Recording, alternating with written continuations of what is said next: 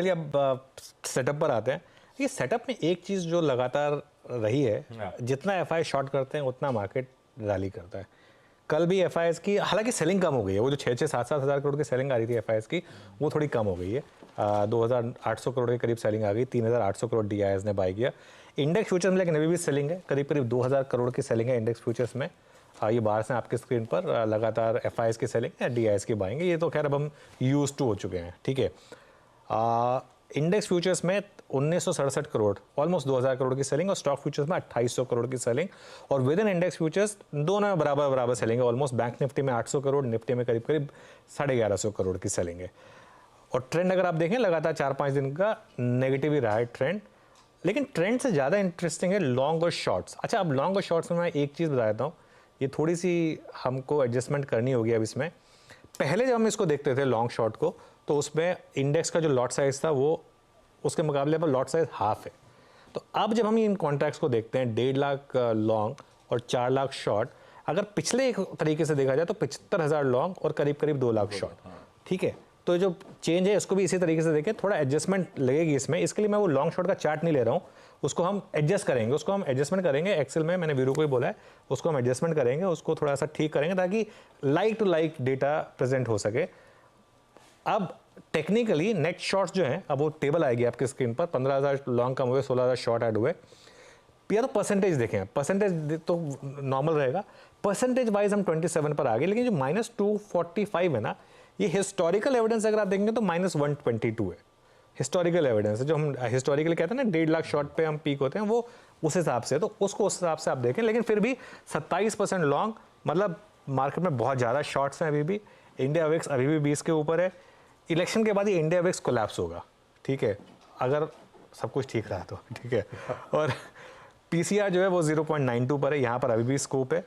एक चीज़ जो बस मुझे डरा रही है वो है बैन का आंकड़ा। बैन का आंकड़ा जो है बहुत ज़्यादा है, मतलब कल कितने ऐड हुए, कल 4 स्टॉक ऐड हुए, बायोकॉन, ग्रैन्युअल्स, इंडिया सीमेंट और एलआईसी हाउसिंग। और ऑलरेडी कितने, बलरामपुर चीनी, बिरला सॉफ्ट, जीएमआर, हिंदुस्तान कॉपर, आइडिया, पीएल, सेल और जी 12, मतलब 11+1, ठीक है, पूरी टीम बन गई हमारी। और बैन से निकला नहीं कोई भी स्टॉक, तो थोड़ा सा मिड कैप मार्केट ओवरबॉट है, लेकिन लार्ज कैप में मुझे लग रहा है अभी भी स्पेस है। ठीक बात, ये है आज का ट्रेड सेटअप।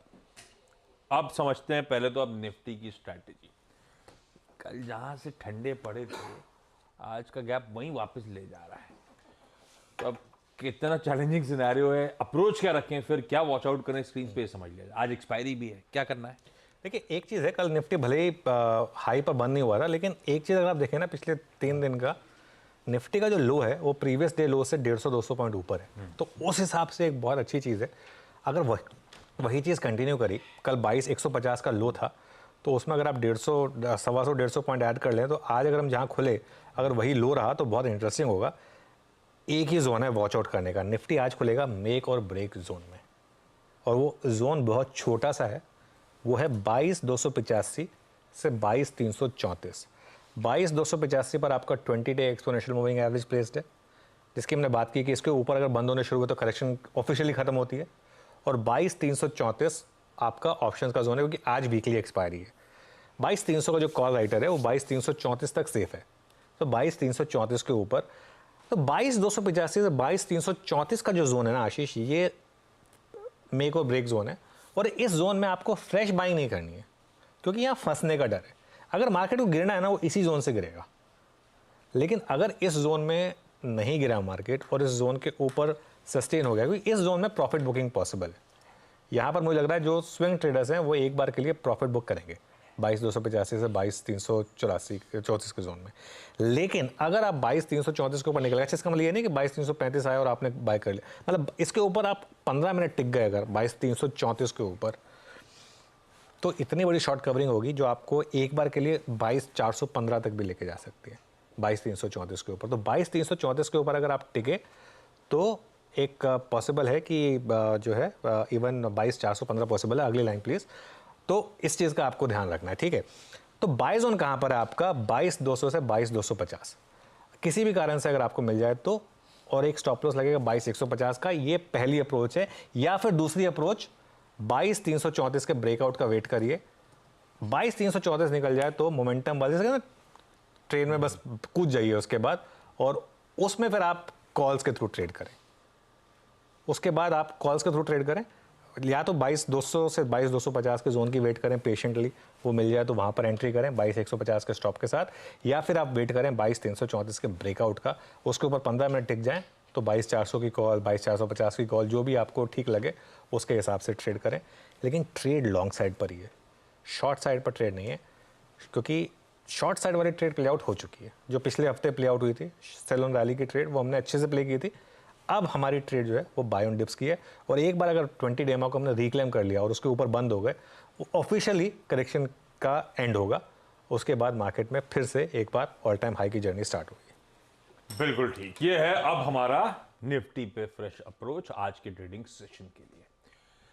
निफ्टी बैंक थोड़ा सा भटका सा है, और निफ्टी के जो कॉन्स्टिट्यूएंट निफ्टी में मदद कर रहे हैं वो एक्स ऑफ बैंकिंग स्टॉक्स हैं। कोई रिलायंस परसों मदद कर रहा था, कोई लार्सन एंड टूब्रो परसों और कल मदद कर रहा था, कोई भारतीय एयरटेल जंप कर गया, कोई महिंद्रा महिंद्रा मदद कर रहा था।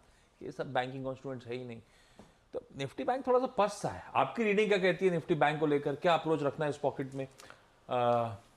आज वैसे हो गया कि एक्सपायरी का दिन कल खत्म इसके लिए। देखिए आशीष, इवन छुट्टी पे जाने से पहले, वैसे छुट्टी बोल रहा हूँ मतलब तब वो निफ्टी पे बातचीत करते हम थे, निफ्टी पे हाँ। बात करते थे। बैंक निफ्टी पे ये व्यू था कि बैंक निफ्टी पे ट्रेड नहीं है। Yes. मैं अभी भी उस पर इंटैक्ट हूँ, क्योंकि बैंक निफ्टी में प्रॉब्लम क्या आ रही है, वो HDFC बैंक अभी भी स्ट्रगल कर रहा है। हाँ। मैंने एक वो रील डाली थी HDFC बैंक के ऊपर, वो पंकज त्रिपाठी वाली।